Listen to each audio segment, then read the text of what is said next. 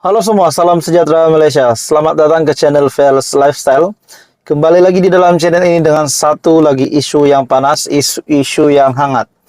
Akhirnya saudara-saudara, tuan-tuan dan bapak semua yang menonton video hari ini, akhirnya Datuk Seri Anwar Ibrahim membuat satu pendedahan yang panas, satu lagi kejutan besar kepada semua musuh politik Datuk Seri Anwar Ibrahim, kepada seterunya, dan kepada pemimpin-pemimpin di dalam pembangkang dan juga kepada Tun Dr. Mahathir.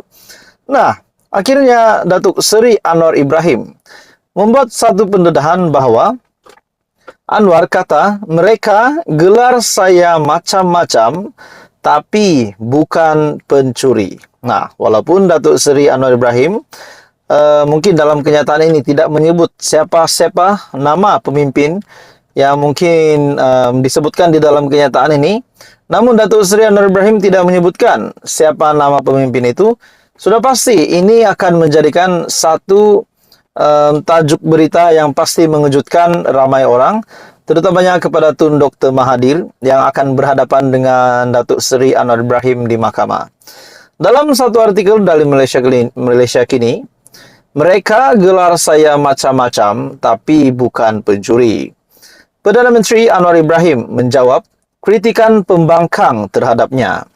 Pengerusi Pakatan Harapan itu berkata, pelbagai gelaran yang diberikan kepadanya oleh pembangkang, namun bukan gelaran pencuri. Mereka mendakwa Anwar zalim dan menindas rakyat. Tetapi satu perkara yang mereka sebut adalah Anwar mencuri hak rakyat. Dia tak sebut kerana itu hak dia, katanya semasa berucap di Himpunan Madani di Alor Setar, Kedah. Anwar yang juga Menteri Keuangan mendakwa, sekiranya rakyat mengetahui urusan kerajaan terdahulu, mereka tidak akan sekali-kali menyokong pentadbiran berkenaan. Dia dipercayai merujuk kepada pentadbiran Perikatan Nasional yang dipimpin oleh Muhyiddin Yassin. Nah, tuan-tuan dan puan semua, ini pasti satu lagi kejutan kepada pengerusi Perikatan Nasional. Di mana kita tahu setelah Datuk Seri Anwar Ibrahim yang menjadi Perdana Menteri, akhirnya beliau telah membuat satu kenyataan berkaitan dengan sebuah penyelewengan dana yang amat besar untuk rakyat Malaysia. Satu penyelewengan dana pada mulanya adalah RM 600 bilion dan akhirnya susut kepada RM 92.5 bilion. Pada akhirnya dibuktikan. Akhirnya Muhyiddin Yassin didakwa di mahkamah. Nah, dalam artikel ini tuan-tuan dan bapak semua, Anwar yang juga Menteri Keuangan mendakwa sekiranya rakyat mengetahui urusan kerajaan terdahulu, mereka tidak akan sekali-kali menyokong pentadbiran berkenaan. Dia dipercayai merujuk kepada pentadbiran PN, yaitu yang dipimpin oleh Muhyiddin Yassin sebelum ini. Terdahulu, kira-kira 4.000 orang meredah hujan di Alor Setar, Kedah, untuk melihat Perdana Menteri Anwar Ibrahim di Himpunan Madani di negeri itu. Nah, kita dapat lihat tuan-tuan dan puan-puan, 4.000 orang, 4.000 rakyat Malaysia meredah hujan di Alor Setar hanya untuk melihat sosok tubuh Perdana Menteri Datuk Seri Anwar Ibrahim. Dan kebanyakan yang hadir berlindung di bawah kemah yang didirikan di sekitar lokasi dataran Stargate, walaupun ada yang telah bersedia dengan payung dan baju hujan. Anwar tiba kemudian pada pukul 9 malam. Ketika hujan reda, dia melancarkan bas dan truk perpaduan pada 10.20 malam dengan diiringi Menteri Dalam Negeri Saifuddin Nasution Ismail. Timbalan Perdana Menteri Ahmad Zahid Hamidi turut menghadiri perhimpunan itu bersama menteri lain yaitu Salahuddin Ayub dan Fahmi Fadzil.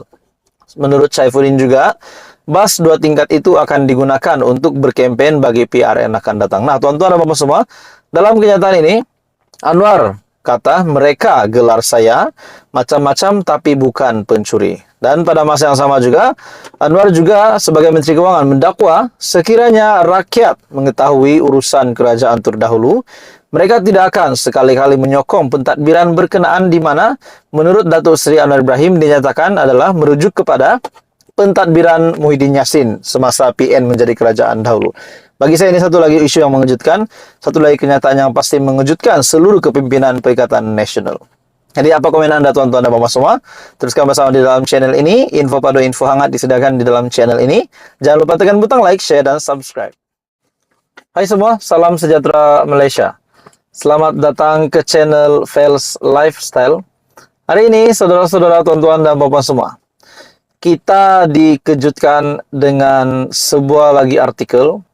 Ini berkaitan dengan 4 ahli parlimen bersatu yang telah mengambil keputusan sebelum ini untuk keluar daripada bersatu disebabkan beberapa isu di dalam bersatu berkaitan dengan pilihan raya umum yang ke-15 sebelum ini, di mana keempat ahli parlimen itu yang menang atas tiket GRS.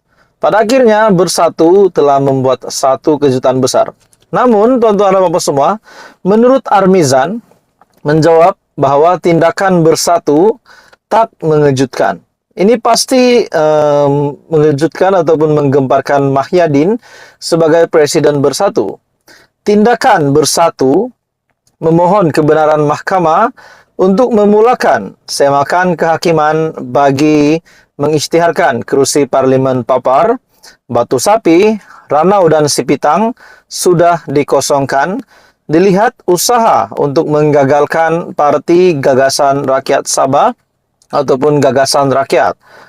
Ahli Parlimen Papar, Datuk Armizan Ali, yang menyifatkan tindakan bekas partinya itu sebagai tidak mengejutkan. Berkata beliau maklum mengenai perkembangan terbabit, namun belum menerima sebarang notis daripada mahkamah atau bersatu. Nah, tuan-tuan dan bapak semua, bagi saya ini pasti satu lagi kejutan yang bakal diterima oleh Mahyadin ataupun Muhyiddin Yassin sebagai presiden bersatu dan juga pengerusi Perikatan Nasional. Dalam artikel ini juga, Jumaat yang lalu, Naib Presiden Bersatu Datuk Seri Dr. Ronald Kiandi dan Pegawai Awam Parti Datuk Kapten B. Muhammad Suhaimi Yahya telah memfailkan permohonan kebenaran untuk memulakan prosiding semakan kehakiman berkaitan isu berkenaan. Mereka menamakan yang di-Pertua Dewan Rakyat, Datuk Johari Abdul, dan 4 ahli parlimen terbabit, yaitu Armizan sendiri dari Papar, Khairul Firdaus Akbarhan dari Batu Sapi, Datuk Jonathan Yassin dari Ranau, serta Mat Bali Musah dari Sipitang sebagai responden pertama hingga kelima. 4 ahli parlimen itu bertanding atas tiket Gabungan Rakyat Sabah ataupun GRS pada pilihan raya umum ke-15 November lalu. Bersatu memohon perisytiharan untuk membatalkan keputusan Johari melalui surat bertarik 16 Januari 2023 yang menyatakan responden kedua hingga kelima sudah memberi penjelasan dan mengesahkan tidak berlaku kekosongan di 4 kerusi itu. Keputusan berkenaan dibuat berdasarkan tafsiran perlembagaan JRS dan bersatu.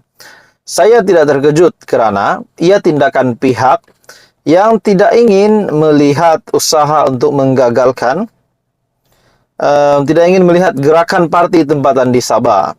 Ia juga usaha untuk menggagalkan gagasan rakyat yang bergerak dalam satu landasan mengikut citra tempatan. Setelah saya menerima notis atau surat daripada pihak berkenaan, kita akan jumpa pasukan peguam untuk khidmat nasihat, kata Armizan, yang juga menteri di Jabatan Perdana Menteri, Hal Ehwal, Sabah, Sarawak, dan tugas-tugas khas. Nah, saudara-saudara, tuan-tuan dan bapak semua, bagi saya ini pasti satu lagi keputusan ataupun kenyataan yang pasti mengejutkan Presiden Bersatu, Mahyadin, dan juga sebagai pengurusi Perikatan Nasional. Teruskan bersama di dalam channel ini untuk info yang padu, info yang hangat selepas ini. Jangan lupa tekan butang like, share, dan subscribe.